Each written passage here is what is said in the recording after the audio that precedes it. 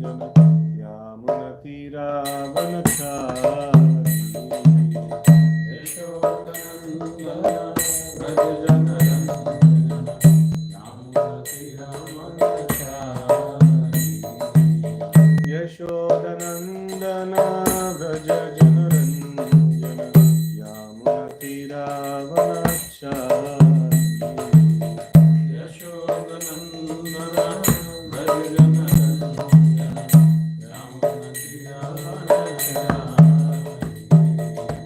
Jai Radha Madhava Kunja Gopi Jana Vallabha Giridharadhari Jai Radha Madhava Kunja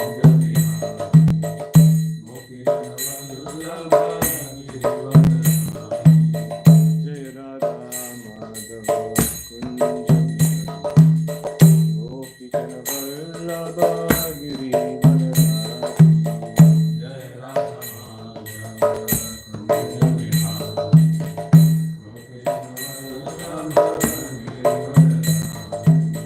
Hare Krishna, Hare Krishna, Krishna Krishna, Hare Hare, Hare Rama, Hare Rama, Rama Rama, Hare Hare,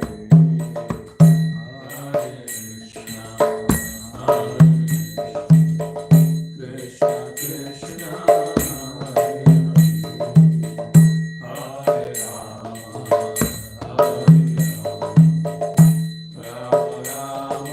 Hare Rama, Rama Hare Krishna, Hare Krishna, Krishna Hare Hare, Hare Rama, Hare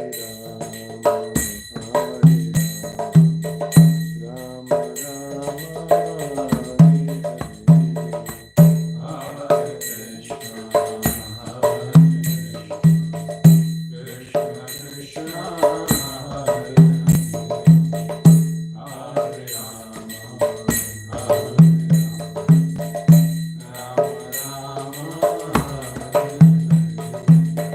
Hare Krishna, Hare Krishna, Krishna Hare Hare Rama, Hare Hare Krishna, Hare Krishna, Krishna Krishna, Hare Hare, Hare Rama, Hare Rama, Rama Rama, Hare Hare, Hare Krishna, Hare Krishna, Krishna Krishna, Hare Hare Rama,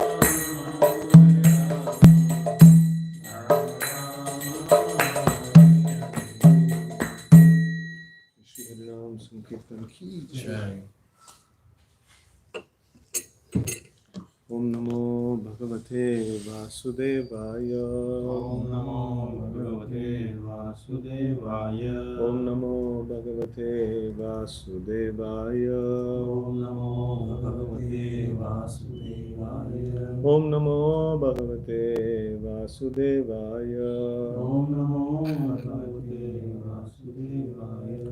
Narayanam Namaskritya Narayanam Namaskritya Naram Chaiva Narottamam Naram Chaiva Narottamam Devim Saraswatim Vyasam Devim Saraswati Vyasam Tato Jayam Viraye Tato Jayam Viraye Nashtaprayeshu Abhadreshu Nashtaprayeshu Bhadreshu Nityam Bhagavata Sevaya Nityam Bhagavata Sevaya Bhagavati Ruttama Shloke Bhagavati Uttama Shloke Bhaktir Bhavati Naishtiki Bhaktir Bhavati Naishtiki.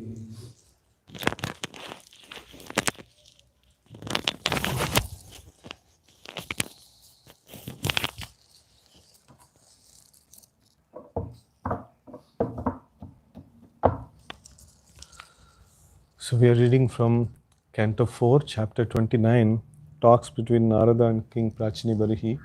Text number 1. Prachinibarhir Uvacha Bhagavam te vachosmabhir भगवंस्तेव चोस्माभिः na samyak avagamyate न सम्यक् अवगम्यते kavayastad vijananti कवयस्तद्विजानन्ति na vayam karma mohitaah न वयं कर्म मोहिताः bhagavamste vachosam bhagavamste vachosmabhir भगवंस्तेव चोस्माभिः na samyak avagamyate न सम्यक् अवगम्यते kavayastad vijananti कवयस्तद्विजानन्ति na vayam karma mohitaah न वयं कर्म मोहिताः bhagavamste vachosmabhir भगवंस्तेव चोस्माभिः na samyak avagamyate न सम्यक् अवगम्यते kavayastad vijananti कवयस्तद्विजानन्ति na vayam karma mohitaah न वयं कर्म मोहिताः प्राचीनबर्हिर्वाच प्राचीनबर्हिर् उवाच भगवंस्तेव चोस्माभिः भगवंस्ते वचोस्माभिर्न न सम्यग् अवगम्यते सम्यगवगम्यते कवयस्तद्विजानन्ति कवयस्तद्विजानन्ति न वयं कर्म मोहिताः न वयं कर्म मोहिताः प्राचीनबर्हिर् उवाच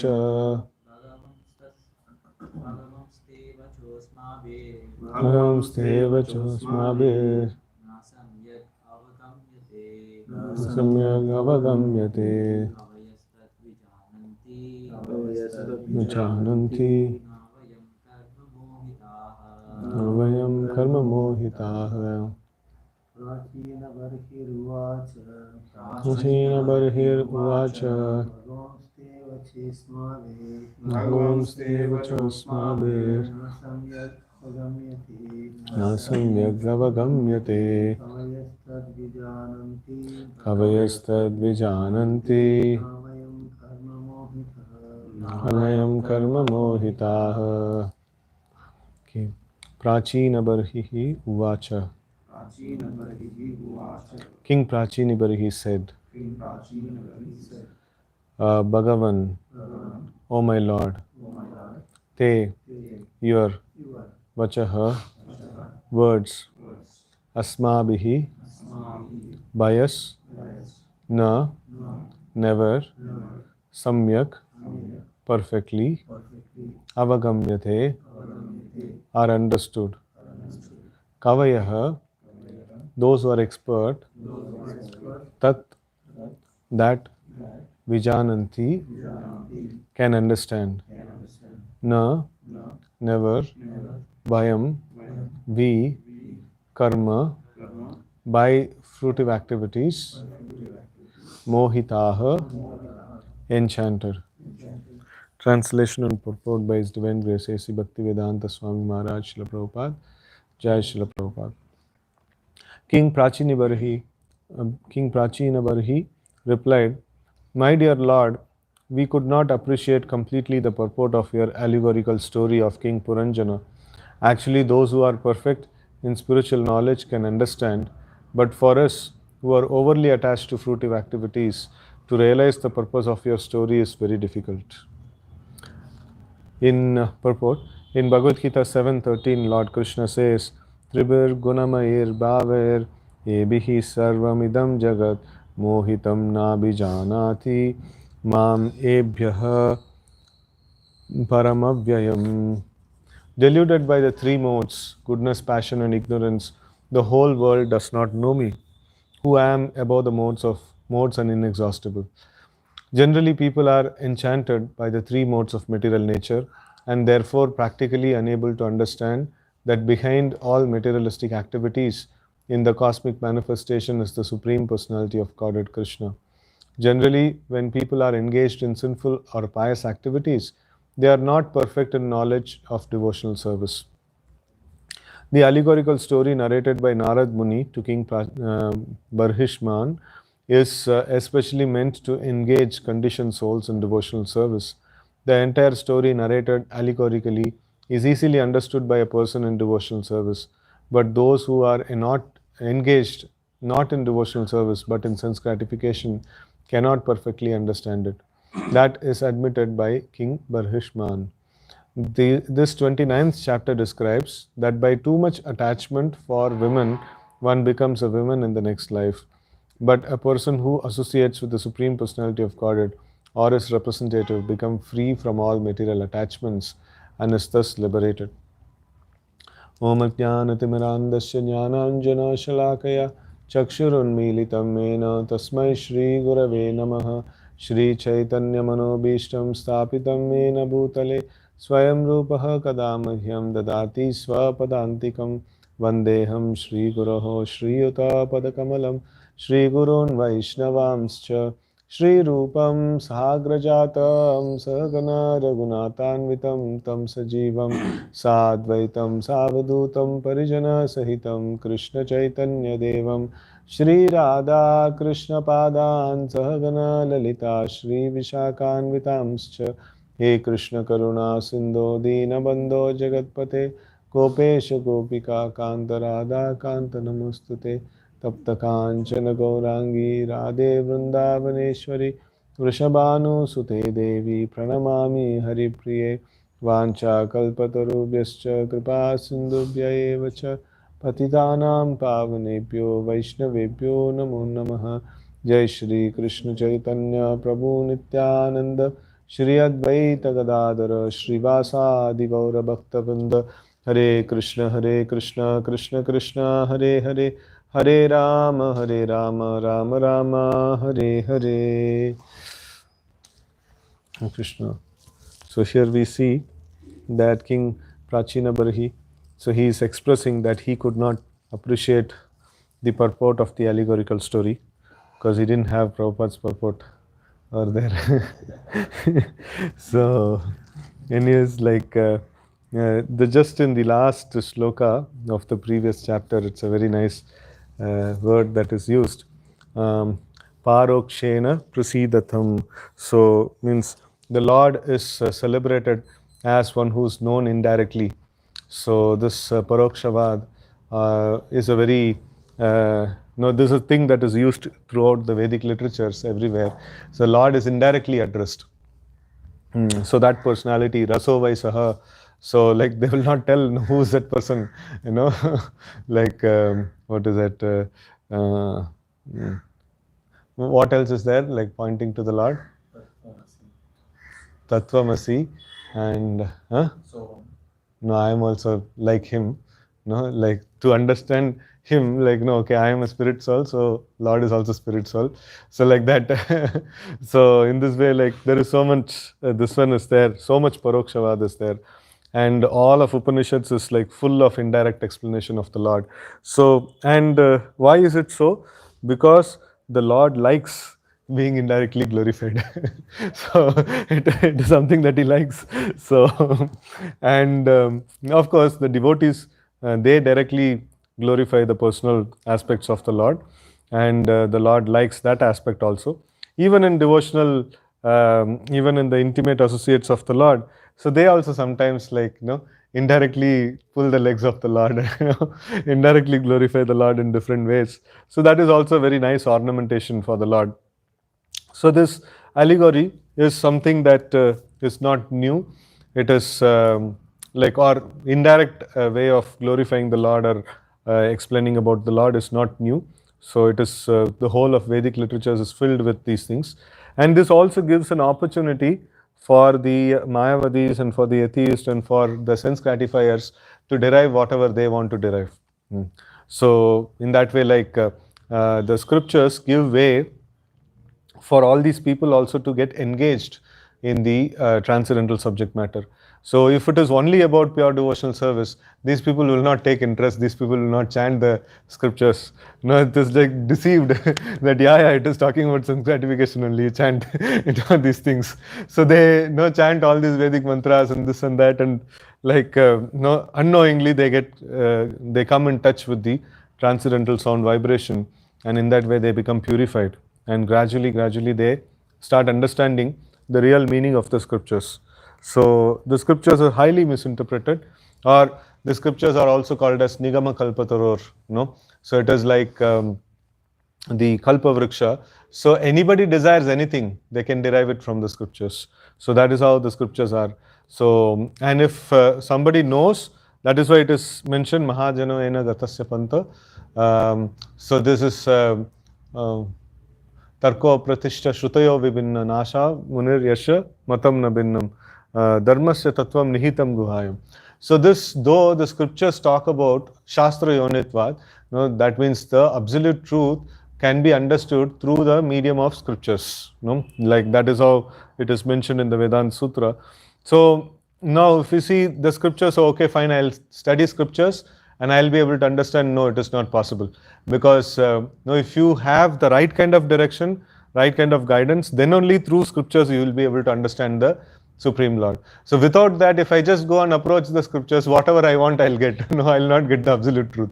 So no, that is the problem. So in this way, like we need to have the guidance of great personalities and the guidance of the liberated personalities. So in their footsteps when we walk, the Mahajan's footstep when we walk, we will be able to understand, what is the this one, what is the actual absolute truth. And here, immediately Prabhupada is actually mentioning this aspect, the deluded by three modes, goodness, passion and ignorance, the whole world does not know me, who am above the modes and inexhaustible.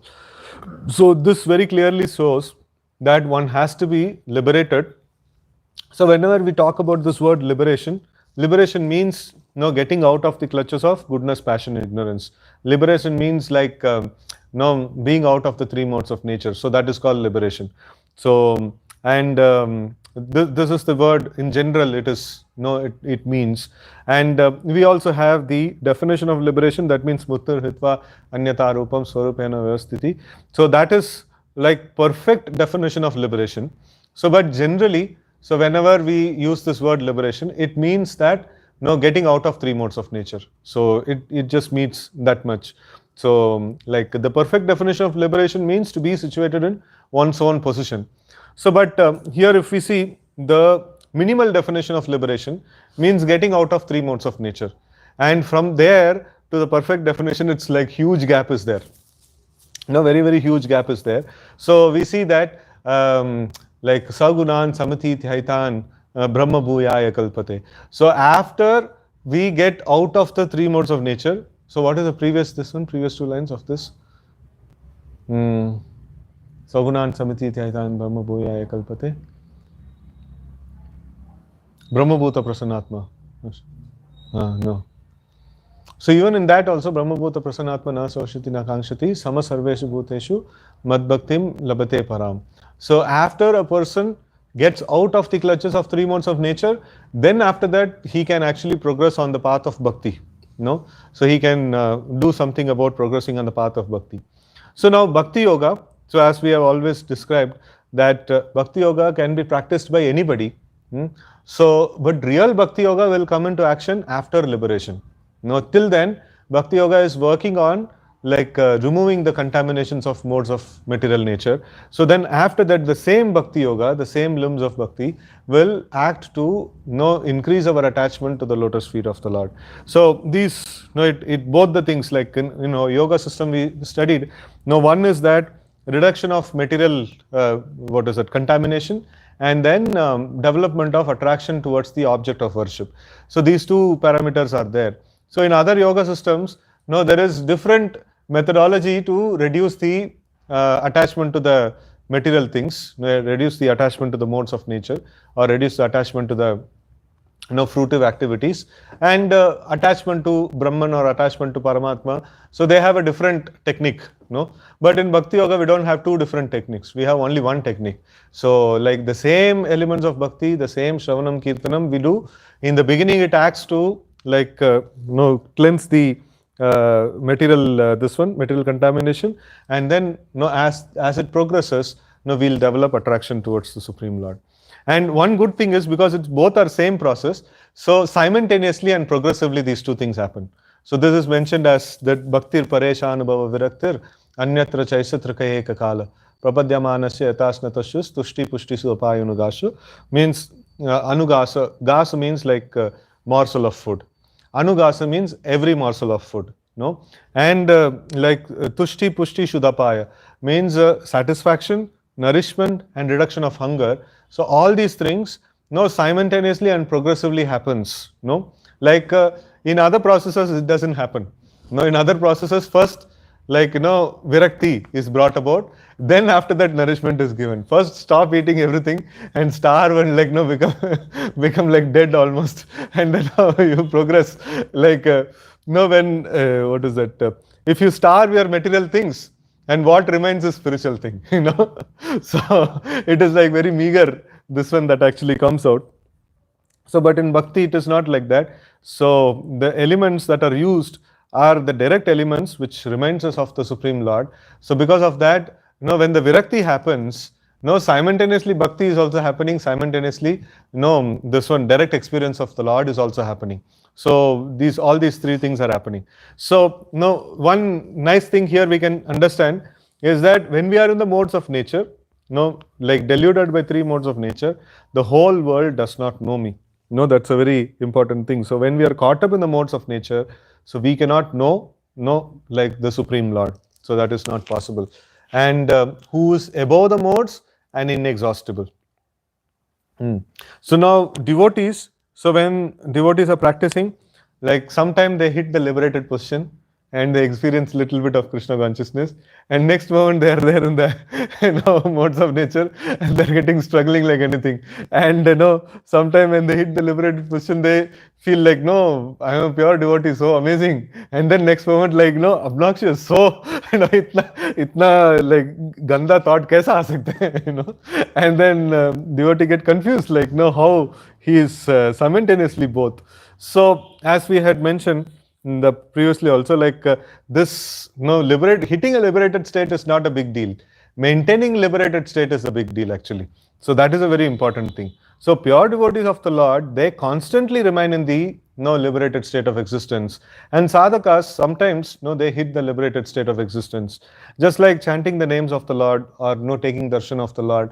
So it is like or studying the Bhagavatam and purely discussing the purports of the previous acharyas, which is given by like previous acharyas and compiled very nicely by Srila Prabhupada. So these things are very these things are transcendental subject matter, and whether we like it or not, if we apply ourselves completely to this, we will hit the liberated state of existence, but it is not our natural state of existence. That's a jacked up state. We just go to that state and then we are there and we may experience some relief from the material miseries. So but when this thing is not there, naturally we are in a lower state. We will again fall back into default condition. So that is a problem. So but one good thing is like when we keep ourselves in the spiritual practice, so when we just Prabhupada says that this one of iron rod kept on the fire for a prolonged period of time, we keep ourselves in this one, so then we will also acquire the qualities of fire. So we will also constantly be in liberated state of existence. So this is whenever we experience something about the Lord, if it is true experience, if it is not in some illusion of emotional game, so it is, if it is a true experience, then we are existing at that point in time. We are existing in the liberated state, because within modes we cannot experience the Lord, so it is not possible. So generally people are enchanted by three modes of material nature, and therefore practically unable to understand that behind all materialistic activities is the in the cosmic manifestation is the Supreme Personality of Godhead Krishna. So this is a very, very difficult thing for people to understand. It is a common sense that so many wonderful things are happening in Divayasvi Prasanna, like sun is rising and setting, seasons are changing, and so many wonderful things are happening. And how is it that people are thinking that it's all happening by chance? So it is only possible by the illusion of the Lord. It is not because they are less intelligent or something like that. It is only possible by the illusion of the Lord. So whenever we see this, immediately we should appreciate, oh, how great my Lord's illusion is. Mukhyanti yat suraya. Now you can put even great personalities into illusion. So that is the nature of the Lord. So, and then generally when people are engaged in sinful or pious activities, they are not perfect in knowledge of devotional service. So this is also an important thing. So we keep hitting people that you should give up all your other vratas that you are doing and take Dhrida Vrata of Krishna consciousness. Like why are you trying to deviate yourself here and there? And sinful habits, so like no, it's very very no, not very good. Even in the materialistic point of view, sinful things are not very good. So definitely, a person who is engaged in sinful activities or pious activities, material pious activities, he cannot appreciate Krishna consciousness. No, because it is beyond. No, because both sinful activity and pious activity, no, it is going to ensure that the person is there in the three modes of nature. So because these are all like within the three modes of nature, so activities in three modes of nature, if I am constantly engaged in, so how will I be able to come out of three modes of nature and how will I be able to experience the Lord? It is not possible. So these two things, sinful activities and pious activities, both are within the three modes of nature and they have to be given up. So, and when they, till the time they are doing this, they are not perfect in knowledge of devotional service. So they may have a resemblance of some kind of practice of devotional service, but till the time they give this up, if somebody says like I've started Krishna consciousness, but then मुझे अच्छा लगता है साई बाबा भी थोड़ा worship करना चाहिए, and some demigod worship is also needed and things like that, means they have not understood devotional service properly. So they are not able to give up this materialistic this one. There are many great personalities like Sai Baba, who are able to get or who are able to have a lot of power and stuffs like that and all, but they are material. They don't have anything to do with the spiritual things. So there are many personalities who may be sinful and some personalities who may be pious, who may be giving some nice moral instructions. So, but all of them are material in nature, and engaging with them, we will not be able to get the experience of the Lord. It is not possible. So in that way, like we see that they will not get perfect devotional understanding. So the allegorical story narrated by Narad Muni to King Barhishman is especially meant to engage conditioned souls in devotional service. The entire story narrated allegorically is easily understood by a person in devotional service, but those who are engaged not in devotional service but in sense gratification cannot perfectly understand it. That is admitted by King Barhishman. So why, if it is meant for conditioned souls, to engage conditioned souls in devotional service, but it can only be understood by liberated souls, then what's the point of mentioning this kind of allegorical story? Because people like to explore something. If you directly give something, itna hi hai. kuch to karna chahiye, So people like to explore some things, and if you tell in a roundabout way, they'll say, no, ye kya hota hai, So then like samjhayenge to, theek hai, like kuch to badhiya samajh mein aaya. So like that, it is, even if you make it too simple, it is not very good for people. The people take it light, So like this complex stuff is required for complex people. So then Prabhupada gives a brief summary of this 29th chapter.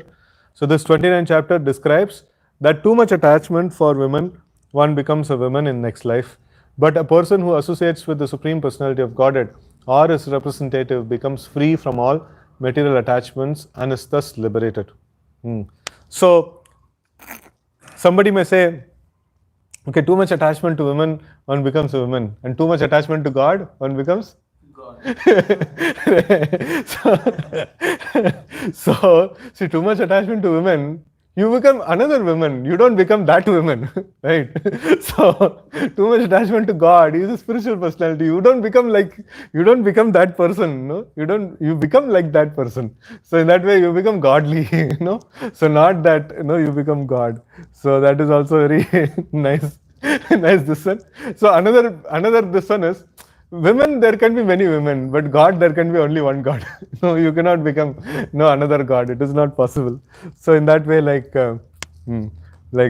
that can be cited. And also another thing can be cited. Yeah, like you can also become God. The representative of God is as good as God. So so you can also become God, and people will worship you also.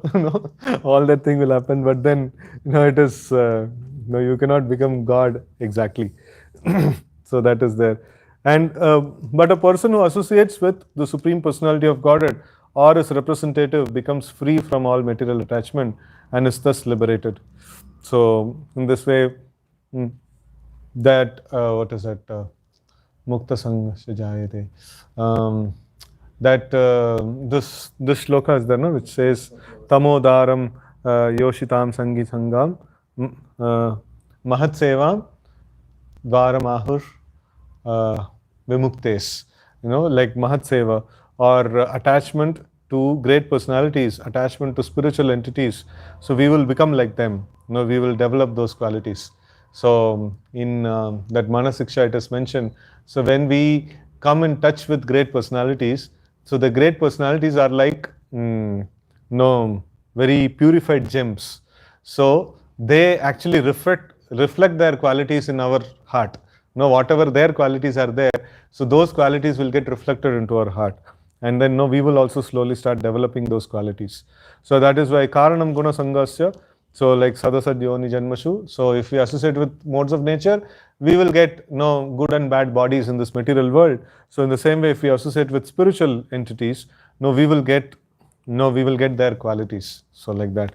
So that is why it is very important that we want to develop the qualities which are there in parampara. So like which is passed down in our parampara.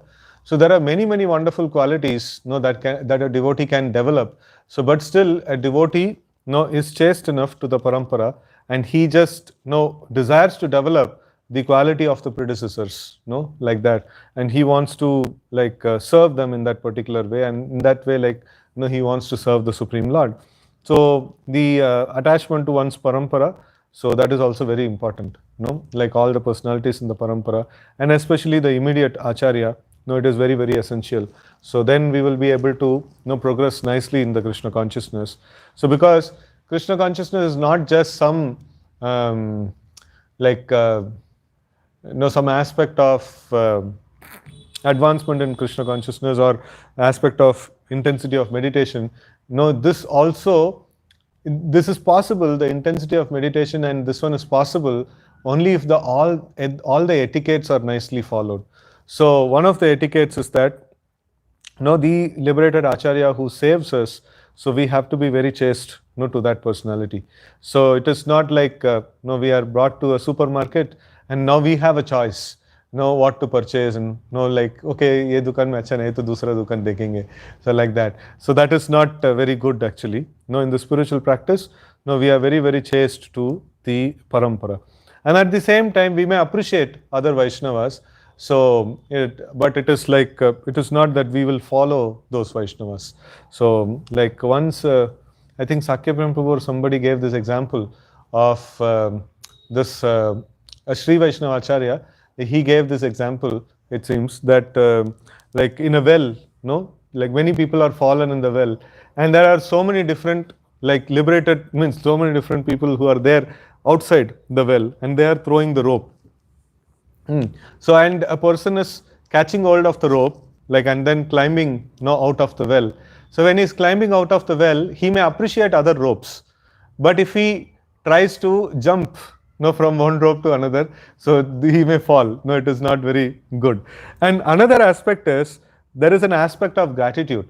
So like there is so many great personalities are saving so many living entities. That means like in the well, so they are throwing rope and they are saving.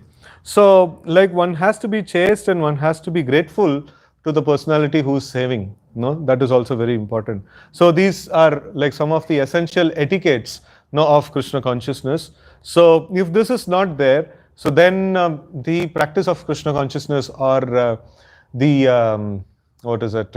It will not bear the fruits. So though we may want to advance in Krishna consciousness, so if these etiquettes are not there, then we will not be able to advance in Krishna consciousness, because Krishna will not like this, this particular, this one of supermarket. So Krishna is, like Krishna say, Tomar Krishna dite paro, Tomara Shakati ache. So it is like Krishna is the property of a Vaishnava, and a Vaishnava delivers Krishna to the living entity.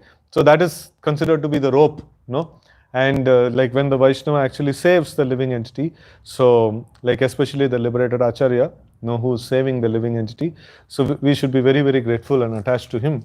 and in that way, like, we will be safe in our practice of Krishna consciousness. So I'll stop here. Any questions, comments you can take.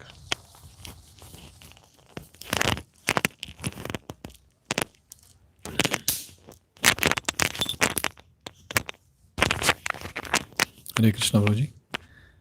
So this glorification of bhakti that is amazing here. That bhakti removes the contamination and it increases the attachment to Lord Krishna.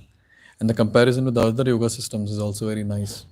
Like we see in Ashtanga Yoga, till the point of Dharana, Dhyana, Samadhi, they are busy controlling the senses and all that. And only at that point of Dharana onwards, they are trying to meditate and get attached to the Lord. So this is the glory of devotional service, that there is no prerequisite that is needed. Just keep walking and we'll reach the destination. So it's a very, very simple process. And that's how, I guess in Bhagavatam we have a shloka that one can close one's eyes and keep running. Dhavan milin vanan netre. Something is there. Yeah. Hare Krishna. Hare Krishna. Thank you for the class, Prabhuji. So the Lord likes Parokshvad. So at that time I was thinking Parokshvad also can be of various types. One is impersonal Parokshvad. It is Him. The best Parokshvad is addressing the Lord in terms of His relation to His devotees. Like Nandanandan, Yashodanandan. So that's not Parokshvad. Maybe then. Then can we say that your Lord likes that more compared to this? Parokshavad means like completely indirect. This is like direct personal relationship with the Lord. So it's like completely direct. So direct names of the Lord are very potent and powerful. So in that, these names actually come as direct names. Yeah. So can we conclude that more than Parokshva, the Lord likes these names with relation to the devotees? Primary names. They are primary names. Primary names, okay. Okay. Without guidance, we cannot understand the absolute truth from the scriptures. So this guidance is very necessary. One example of Prabhupada, at one point of time, the disciples of Srila Prabhupada started reading some sections of the books without proper direction, without proper guidance. Prabhupada told that my books are like a medical shop. You have to take guidance from me and understand how to read it. You can't just run and jump like a monkey from here and there. All that. So even while we read the books of the acharyas where the purports are there also one needs to follow the sequence, one needs to get the guidance from the representatives of the acharyas. So there's no question without guidance we can understand the absolute truth. Yes, the process of bhakti is cleansing. In the process of bhakti, cleansing, virakti and direct experience of the Lord all happen simultaneously at the same time. One has to be chaste to the acharya and imbibe his mood. I was very much happy to hear that well example. Also, when we discuss with the devotees of various different paramparas, there are so many things nice which are here and there. But one has to stick to the mood of the acharya. That, okay, my acharya did it this way, so let me stick to it. That is the purest thing which we can do. And that is the best way in which we can stick to the acharya and show our gratitude also. Not like, this is nice in this parampara, let me do that. That is nice in that parampara. Lord Chaitanya can do that, but we cannot do that. He is the Supreme Lord. And the point that if gratitude and etiquette is not there, then despite all practice and discipline, one will not be able to progress. Thank you very much. Hare Krishna.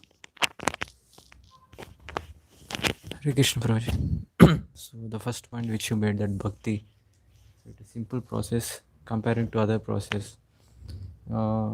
Just by doing that, automatically material contamination is removed and attachment to the Lord comes. And sometimes we feel the liberated stage, but to maintain that, it's a difficult thing.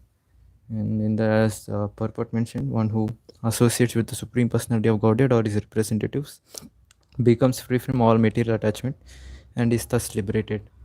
And finally, that point, we have to be chaste to our acharya, immediate acharya, and get attached to him. So these are the 2 points which I like. Hare Krishna. Hare Krishna Prabhuji. In the last point in the purport, the person who associates with the Supreme Personality of Godhead or his representative becomes free from all material attachments. It's repeatedly mentioned by Prabhupada, actually. It's a nice point. And then you were mentioning about Prabhupada was not there to give the proper purport. I was always believing that Prabhupada is like another Narada Rishi or any other Rishi. He cannot be an ordinary soul, actually. And I always believe that Prabhupada is in another planet, another Brahmanda, on his mission Sri Krishna, promoting like Krishna consciousness. Another thing, God likes glorification. At the same time, God likes chastisement also. And for that, we have to be Yashoda Mata. And I actually, in devotional service, one of my favorite characters is like Yashoda Mata. To go to that level, it is, I don't know how many thousands and thousands of lives we have to do tapasya actually. And understanding God is not that easy. And I'm fortunate that I came to ISKCON. A little bit I'm trying to learn. And thank you all of you. Hare Krishna.